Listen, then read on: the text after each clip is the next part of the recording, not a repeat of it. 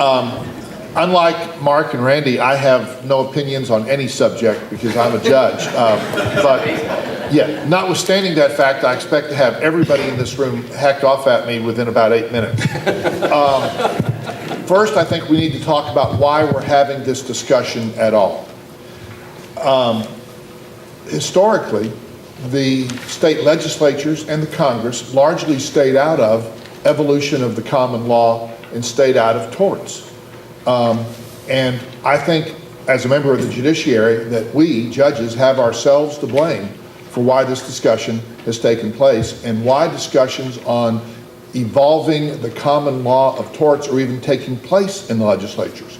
Because sometime in the early 80s, mid 80s or so, judges, it became de rigueur to teach new judges that it's not the job of judges to try cases or even make rulings. It's the job of judges to settle as many cases as possible and do whatever it takes to settle cases. And if you settle lots of cases, you're a good judge. And that became the philosophy, in my opinion, of too many judges. As a result, the common law stopped evolving, or stopped evolving as much as it probably otherwise would have.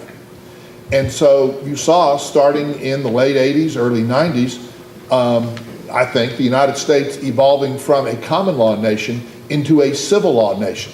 You saw the map of how many state legislatures had taken up legislation involving asbestos litigation and passed laws or strongly considered laws.